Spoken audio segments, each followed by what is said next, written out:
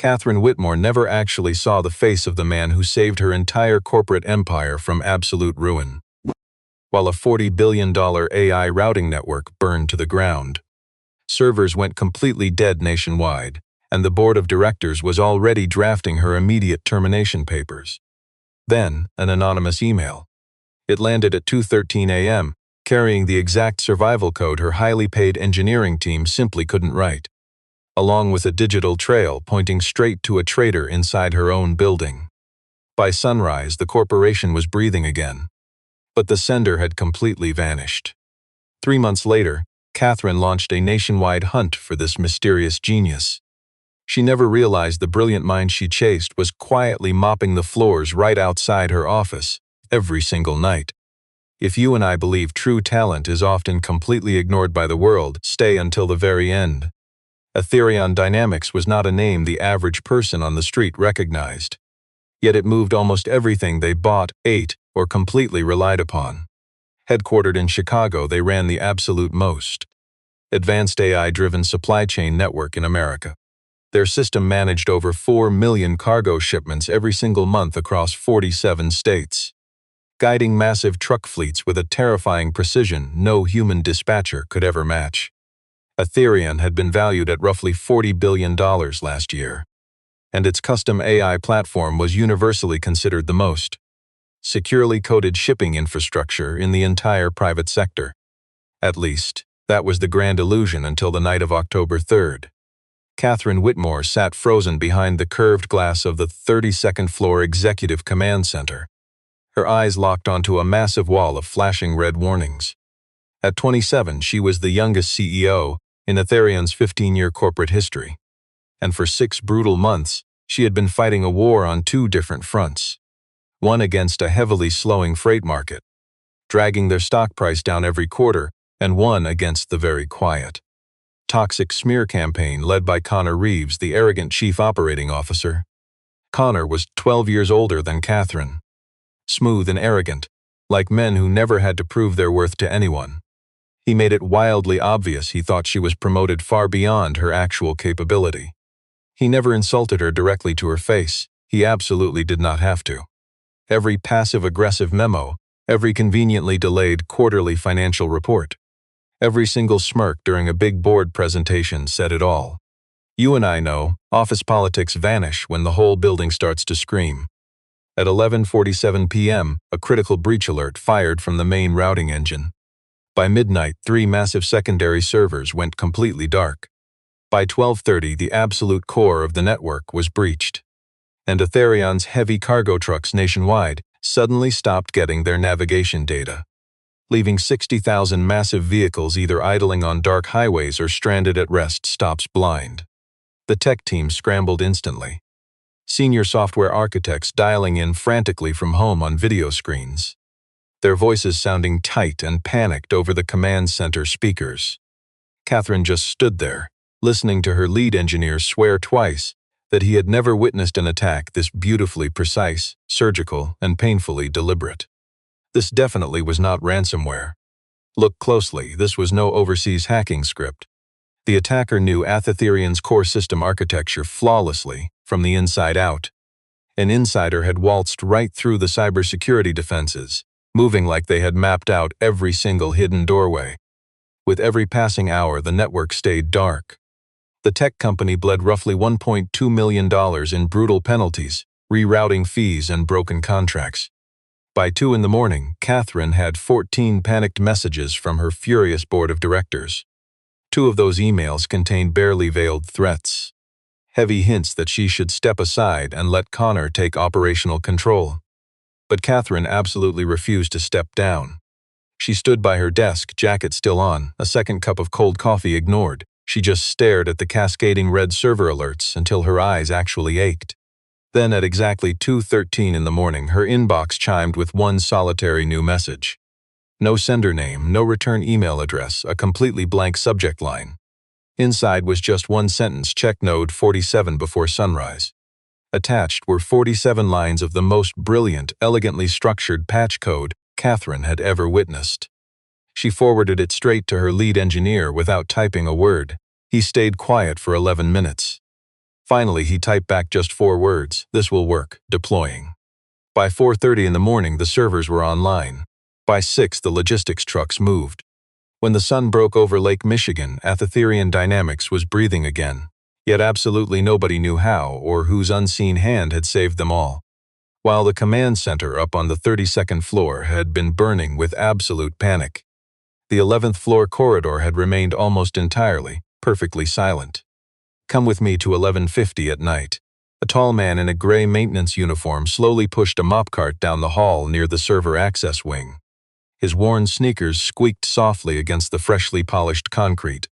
Hunter Blake was 29 years old, and to every single person rushing past him that night, like the panicked IT manager who brushed by with a laptop tucked under his arm, or the stressed security supervisor who waved him aside so a team could roll equipment through, Hunter was utterly invisible in the most tragic, complete sense of the word.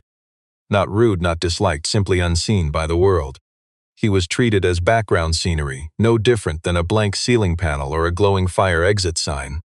At one point, a junior engineer, a sharp-voiced young guy named Derek, stopped in the hallway just long enough to snap. "Can you mop faster through here? We need this area totally clear." Hunter just nodded, quietly pulling his cart away without a single word. Another corporate employee, a woman in a sharp blazer, rushing toward the elevator bank, barked right over her shoulder, "Don't stand by the main command center entrance. Maintenance staff isn't supposed to be up on this level after hours." Hunter obediently stepped back, waited, then resumed his cleaning route once she disappeared entirely. He had tolerated those exact dismissive instructions his entire career working at Aetherian.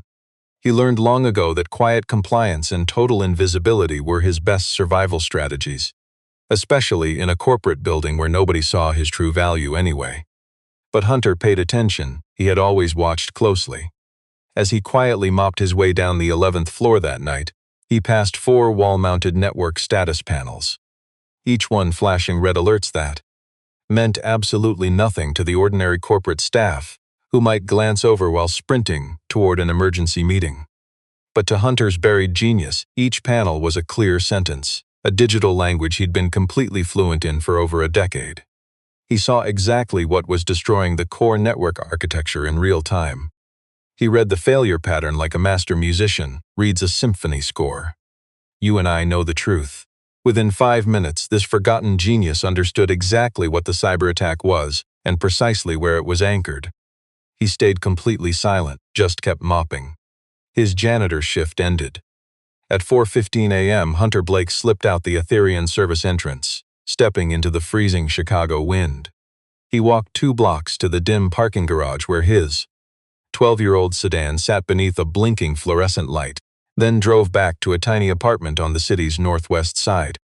He found the door unlocked. Hannah slept on the couch, wrapped in a faded patchwork quilt that used to belong to her mother. A picture book lay wide open, resting face down right beside her. 7 years old, with his dark hair and a quiet patience most kids her age just don't have yet. She woke up the moment she heard his key turning. "Did you fix something again tonight?" she asked, her voice groggy from sleep. Hunter hung his worn jacket by the door, walked over to the sofa, and gently scooped her up. "Just cleaned up a mess," he replied. Hannah rested her head against his shoulder. "You always say that," she whispered. He tucked her in, flicked off the lamp, and sat quietly in the pitch black of the narrow hallway. Outside in Chicago, the morning sky was just starting to turn pale. Across town, inside a massive glass tower overlooking Lake Michigan, a tech empire he quietly helped build from nothing was breathing again. "You and I know the truth," but by morning the Aetherian story hit every major financial newswire out there. Every cybersecurity blog and logistics newsletter across the whole country. One Bloomberg reporter called it the miracle recovery, and that phrase totally stuck. Aetherian stock, which had been bleeding value for 6 straight quarters, opened up 9%. The corporate board, who were texting CEO Catherine Whitmore nasty ultimatums at 2 in the morning, were now calling her office just to say congratulations. Connor Reeves showed up at 9 a.m., wearing a completely empty smile, praising her for how beautifully she managed the sudden cyber attack. Catherine thanked him, then waited until he finally left before letting out a long, heavy breath of pure frustration. because Catherine Whitmore knew a secret the rest of the world entirely missed. She didn't save the tech company. She never wrote that software patch. She only forwarded a complex email she couldn't comprehend from a total stranger. The startup survived entirely because of that hidden genius, not her own skills. All this credit the board gave her felt completely unearned. Borrowed glory that came with a price tag she really didn't want to pay. Worse, whoever wrote that rescue code knew Ethereum's network architecture so deeply that it should have been completely impossible for an outside hacker. That meant it was a current or former team member. Plus, the mysterious email contained something else. Let's look closer. Hidden inside the attachment, disguised entirely as boring technical documentation, was a partial server log tracking internal access from 3 days before the breach. It wasn't full proof of a crime, but it pointed right at an inside threat. Catherine started her internal investigation quietly, handling it exactly how she ran the business, methodical and completely off the radar. She grabbed the server logs and ordered her IT security lead to trace that originating IP address. 2 days later, he returned and told the CEO that the message had bounced through 11 proxy relays across 6 countries. You and I know it's dead end. She scoured every security camera near the server rooms, reviewing the entire 72-hour window around the catastrophic cyber attack. She interrogated everyone, all 8 senior engineers, pulling them into private meetings, probing them about the patch structure, desperate to find who wrote that brilliant code. Not a single one knew. She matched the attachment's comment log against every single employee badge swiped inside the tech firm. A complete dead end. Meanwhile, Connor had grown noticeably silent, hesitating just a fraction of a second during status meetings. He even stopped his daily routine of swinging by her office late in the day to chat about the financials. You see, it took 4 full days of digging before she finally checked the right camera. A forgotten lens hidden on the 11th floor, tilted just enough to capture a tiny slice of the server access wing. The timestamp flashed 2:07 in the morning, right during the crisis. The footage was grainy, washed out, and entirely gray-toned. The sort of blurry mess a lawyer would dismiss as completely useless in court. But there he was, a phantom in a maintenance uniform, quietly rolling a cleaning cart by the server doors. He stopped dead in his tracks, a heavy, lingering pause of maybe 4 seconds. Then he just kept walking down the hall, vanishing entirely. Catherine sat there, staring at the frozen screen for ages. No visible face, no readable name tag, just an invisible worker. She was left empty-handed, save for a heavy, sinking suspicion that dropped into her gut and absolutely refused to wash away. 9 years ago, Seattle felt like a completely different world to a man named Hunter Blake. He was only 20 years old when he boldly marched straight into the lobby of a small systems architecture firm in Capitol Hill, armed with nothing but a laptop and a portfolio of custom security frameworks so brilliant it actually made the hiring manager sit up straight in absolute awe. Before turning 23, Hunter was running the entire cybersecurity division. At 25, he mapped out the foundational routing logic, the core architecture that eventually built the Ethereum Dynamics empire. His network design was so profoundly unique, his awestruck peers dubbed it the cathedral, because it was exactly that, a masterpiece perfectly engineered from the inside out. Every single piece supported another. Nothing was wasted. Think back to a time you felt truly aligned. Hunter was happy like that because he had found that rare magical crossroad where his raw talent perfectly met what the world desperately needed.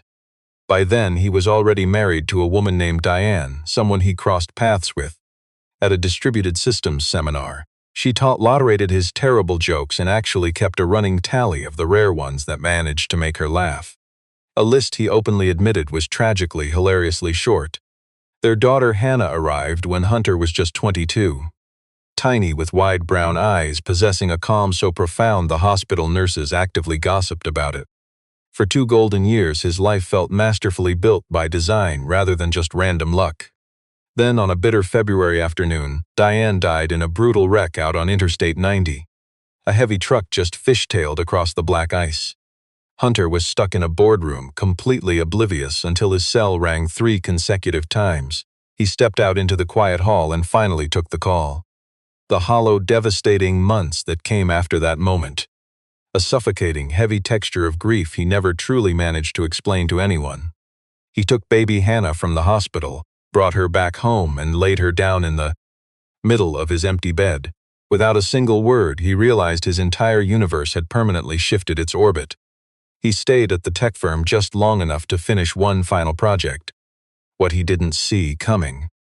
The betrayal he only discovered later, through a cryptic forwarded email from a former colleague, was that in the dark weeks after Diane died, while he took emergency family leave, the senior partners had quietly stripped away his foundational intellectual property, feeding it into the core platform of what eventually became Ethereum. The credit, the equity, and that founding architect title were handed to other people. Hunter's name was completely erased from the final corporate documentation. When he fought it, a senior partner, named Grant Marshall, calmly claimed his brilliant contributions were strictly a pre-comp phase, and therefore totally excluded from their lucrative equity structure. The other executive who happily signed off on that theft was named Connor Reeves. Hunter considered a massive lawsuit for about 6 solid months, then stopped, not for lacking proof, but because litigation would drain away years. He'd lose hundreds of thousands of dollars and the attention Hannah desperately needed. So, he chose his daughter. On most days, he didn't regret that choice at all. But you and I know the feeling. School drop-off mornings always made it sting. The other parents waiting in that pickup line drove luxury SUVs, wearing the kind of casual outfits that cost thousands to look simple.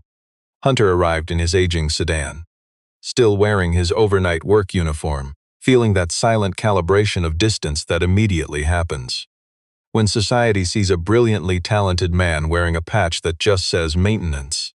Hannah noticed it too. She had that sharp accuracy kids develop when they are deeply loved and rarely lied to. They think poor means stupid. She said it one morning, no bitterness, just stating a sad, observable fact. Hunter stared at the road, quiet for a long time. There was simply no answer he could give that was both honest and comfortable. And he had promised himself long ago that he would never feed his daughter a comfortable lie. Now, let's look at Catherine Whitmore. She never accepted incomplete information as a final state. She built her hunt for this genius like she built everything, systematically, outside in. She deployed the patch code to 3 independent cybersecurity consultants across 3 cities, asking one question: who could have written this? The first, a veteran systems architect in Denver with 20 years in government infrastructure work, got back to her in 48 hours. He said whoever wrote it either built the original system or accessed its founding architectural documentation. The structure isn't reverse engineered, it's native. This person has lived inside this codebase. The second expert, a former cybersecurity analyst in Austin, confirmed the patch held a signature technique he'd seen referenced exactly once in an old academic paper co-authored a decade ago by someone at a small Seattle firm. The third, a woman running a boutique AI security firm right there in Seattle, tracked down that paper and read Catherine, the forgotten name of its first author. It wasn't a name the CEO recognized at all, but she wrote it down. We're about to see things collide. 3 weeks post-attack, she flew to Seattle, visiting Hunter's old firm, and spoke with 2 former employees who actually remembered him. Let's start here. One expert called him the most naturally gifted software engineer they'd seen in 30 years. Another spoke quietly, noting he departed under very difficult circumstances, adding they had 0 clue how to locate him today. The CEO checked the University of Washington records office, hunting for traces of his brief time in graduate school. She flew to Denver for a meeting, tracking down an old coworker from a brief federal cybersecurity contract. In Austin, she located a woman who shared his team for just 3 months, working at a tech startup that had long since gone bankrupt. In every city, the exact same broken picture slowly emerged. A man with exceptional brilliance, deep technical genius who just vanished from the corporate world entirely. A phantom whose location remained completely unknown to every source. Meanwhile, in Chicago, Hunter Blake approached the Athetheron service doors at 10:45 every night. He punched the clock, grabbed his cleaning cart, and started. He washed 3rd-floor toilets, wiped down elevators, and silently mopped the massive hallway right outside the engineering department. Always quiet, always incredibly thorough. And he stood as the top-rated overnight janitor across his entire division for 18 straight months. Catherine walked right past this brilliant mind 11 times over 3 short months.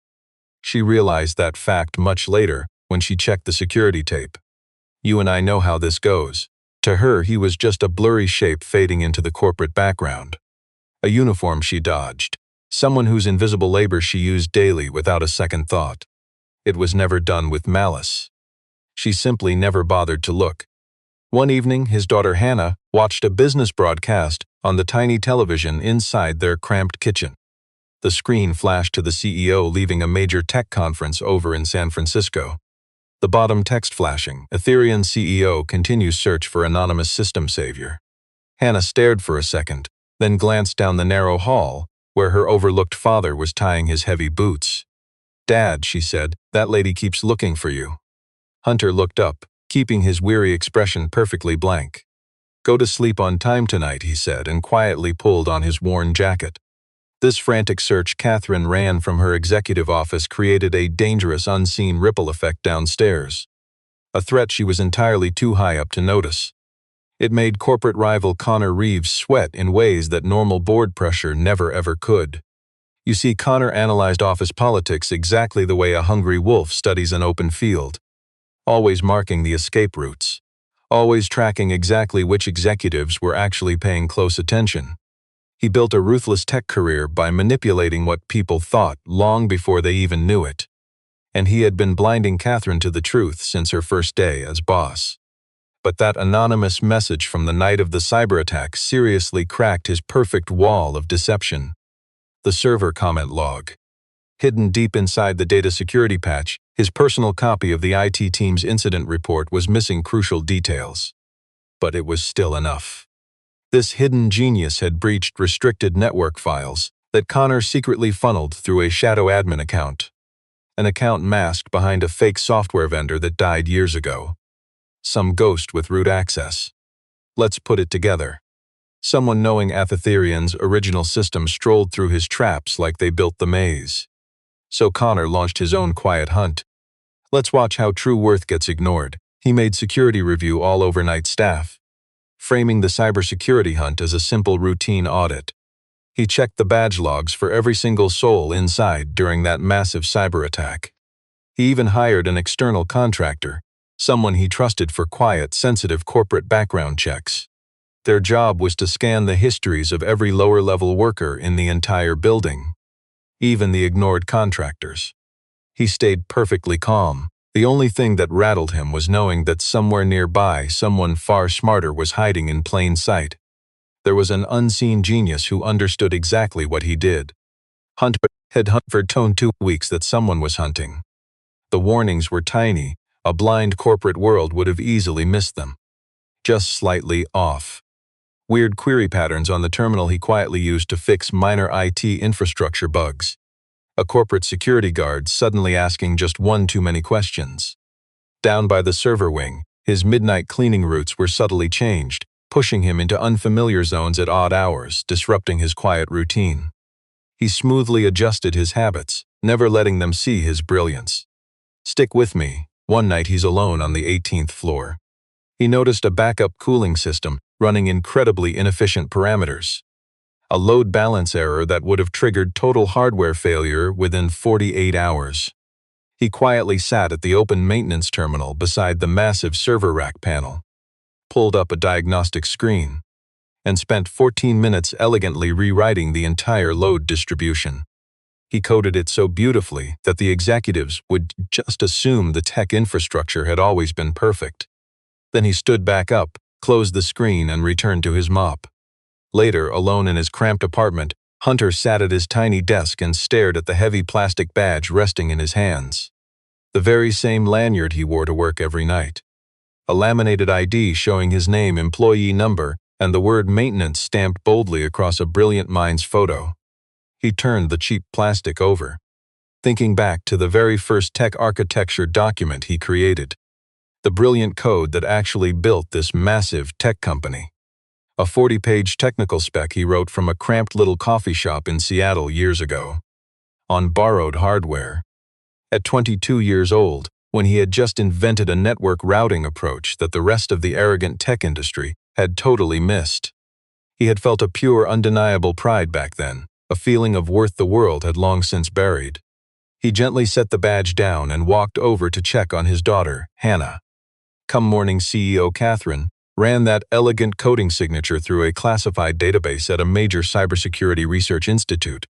The software finally matched a single record. The forgotten genius attached to it was Hunter Blake. Catherine had his real name by Thursday.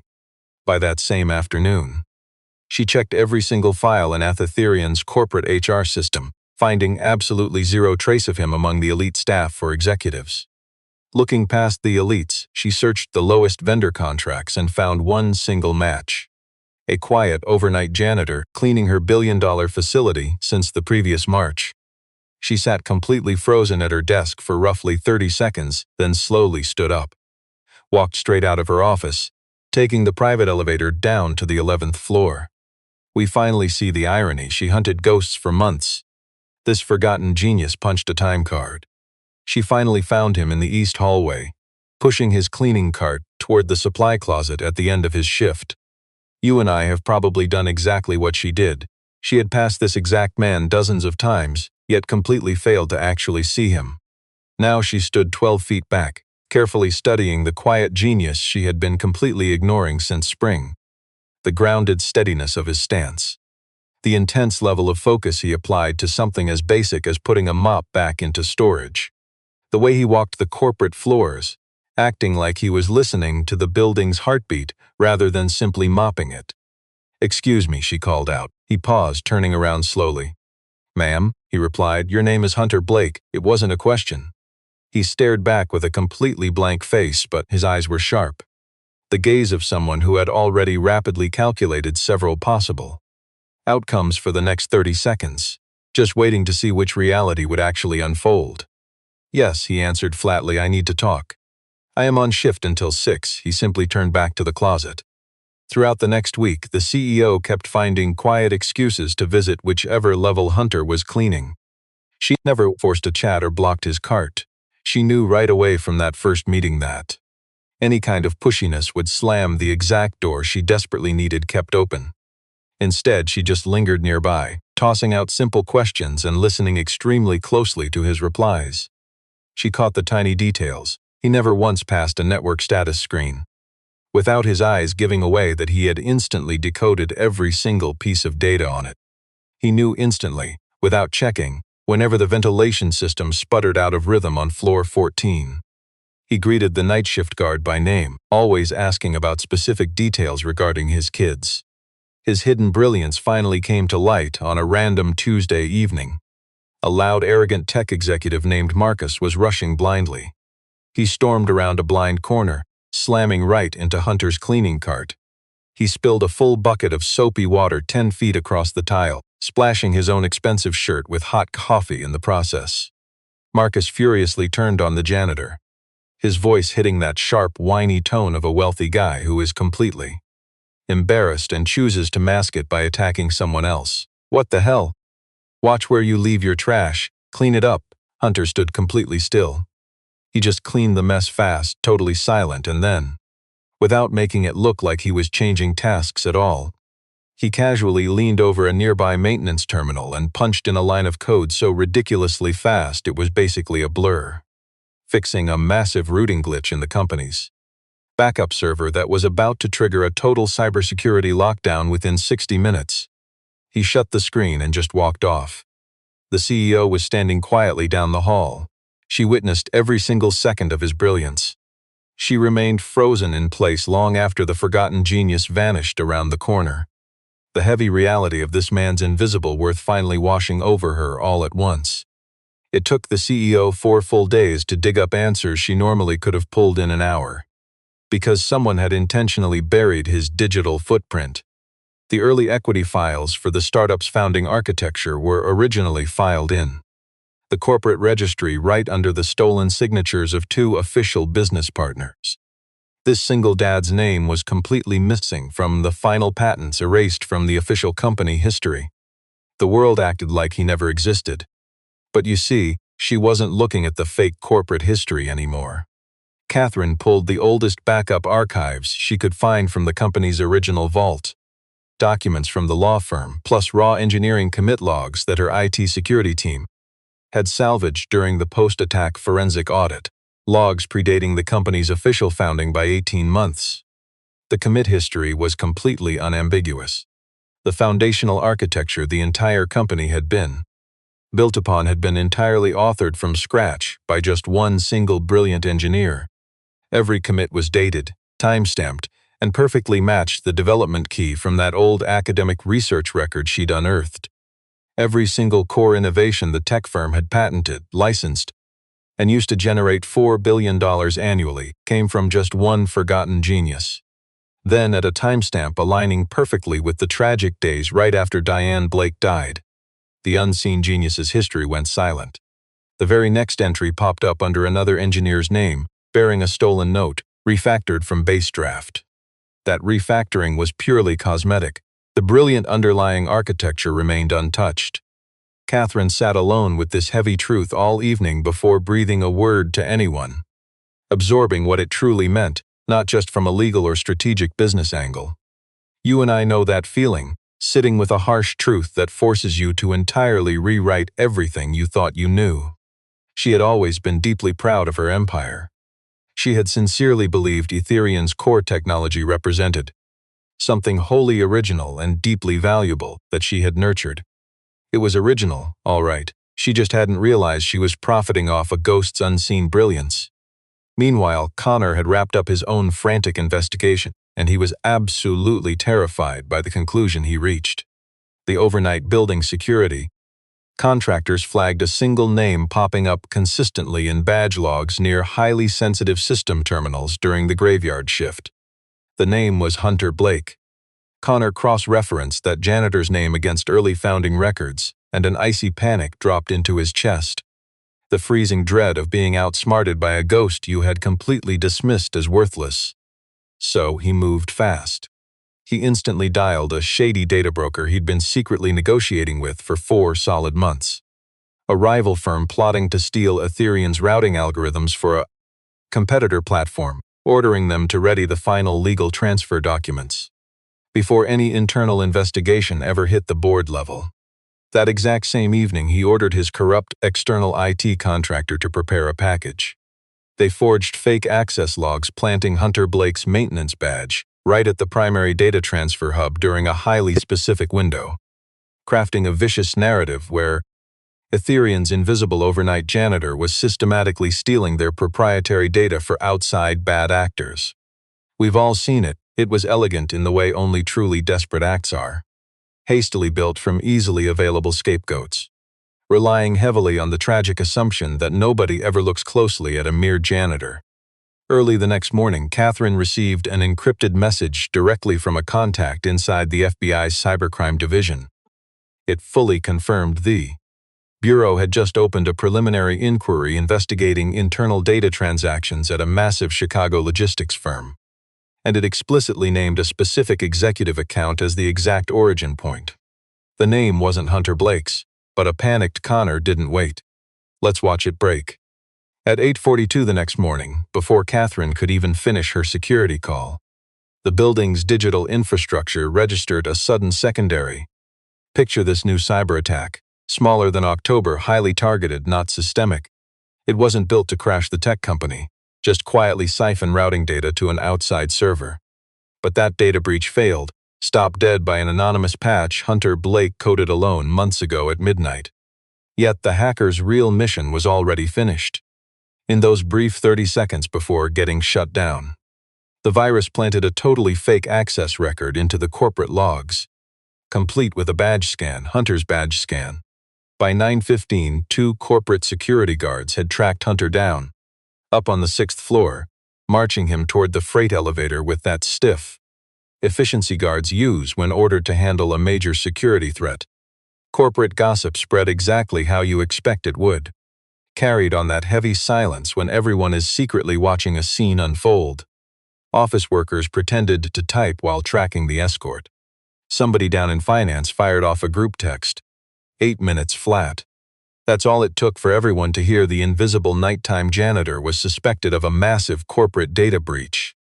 A few people stayed quiet. An operations manager whispered just loud enough for her deskmates to hear. I mean, he always wandered where he didn't belong. Some guy near the elevators loudly claimed he wasn't shocked at all, even though he hadn't spoken 2 words to Hunter in 18 months of sharing the same office space.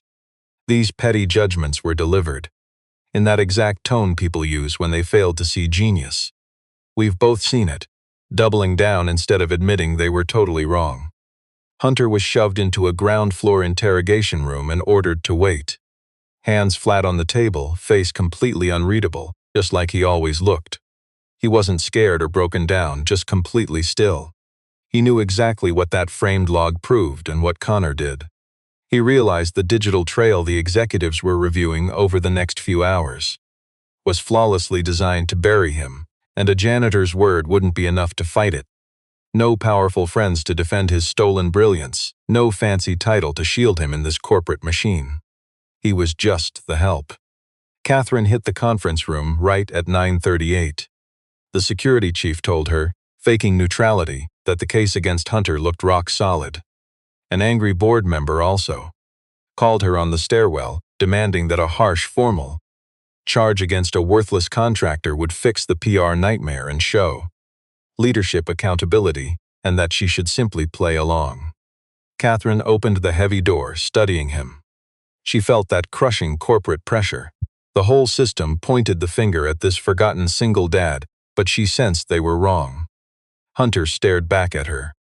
His features softened a fraction. He asked for zero pity, offered zero excuses, merely recognizing the CEO was there.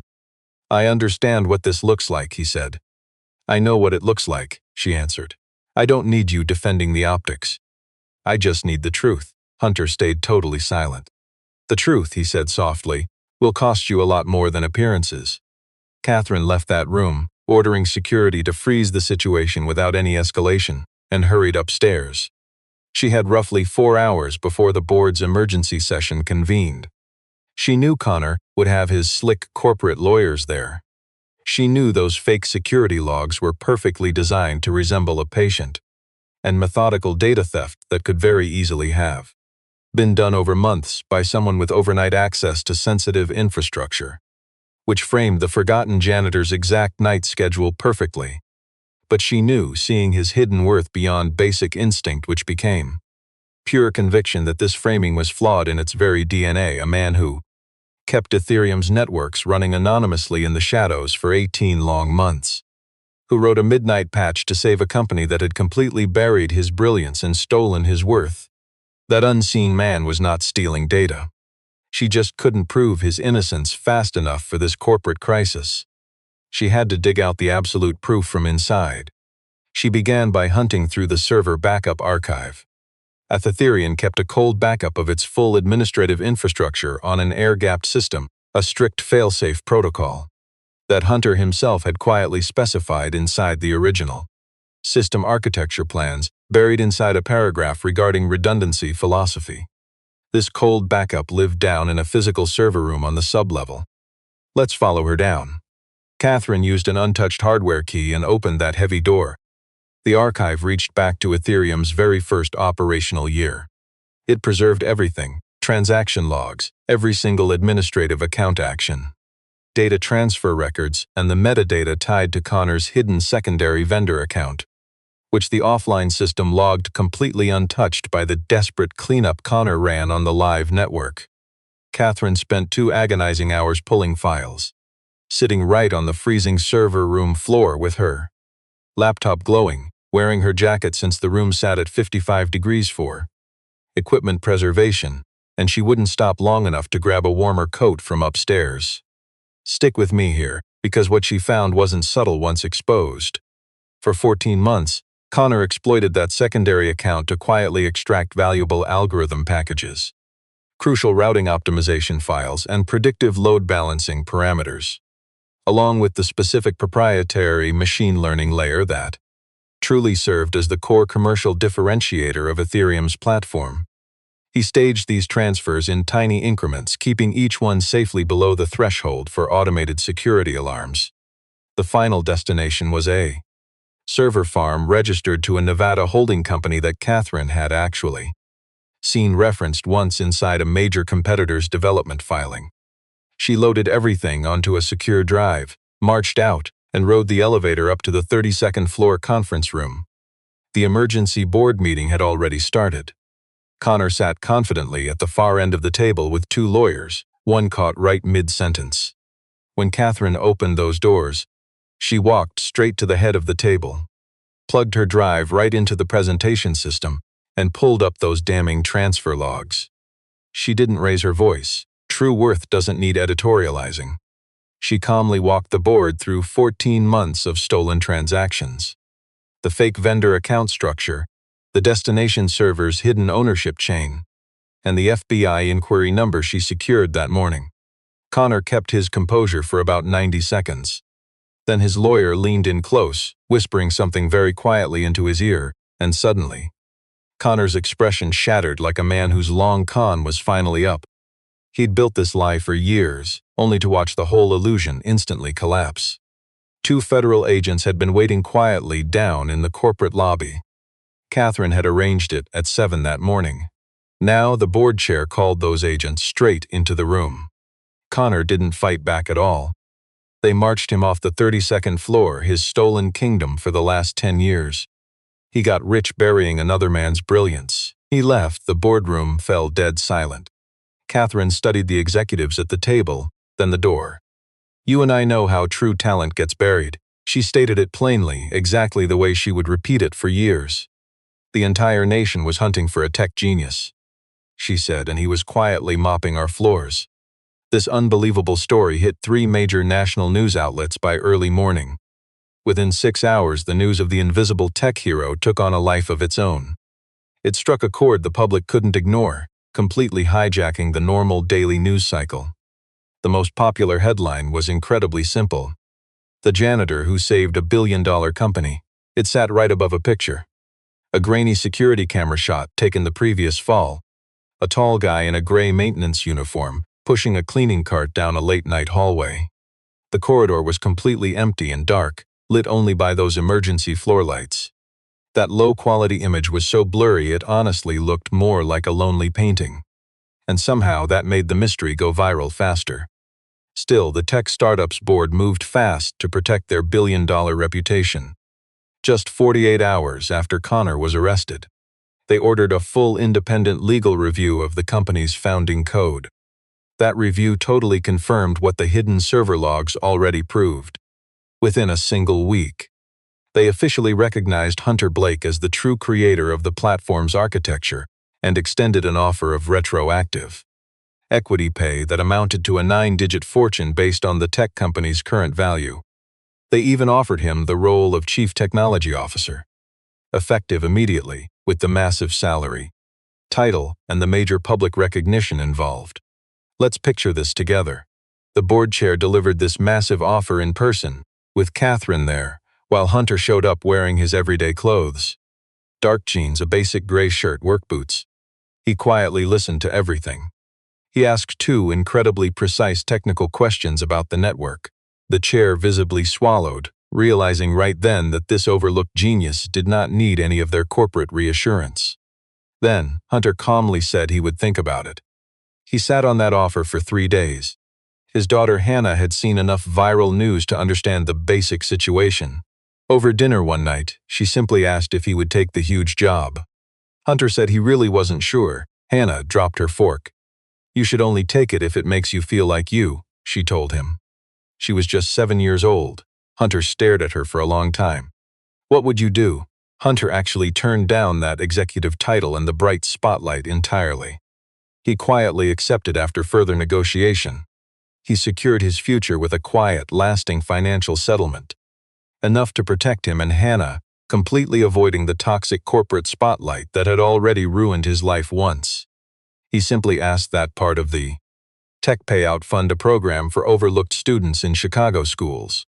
He never chased a headline for it. Catherine only learned the truth when the grateful director called the tech company 3 months later. As for Catherine, she spent the 6 months after Connor was arrested working just as hard as her first day as CEO. But now she finally understood the real cost of unseen talent. She completely overhauled the broken corporate systems that allowed this massive cybersecurity rescue to go completely ignored for years.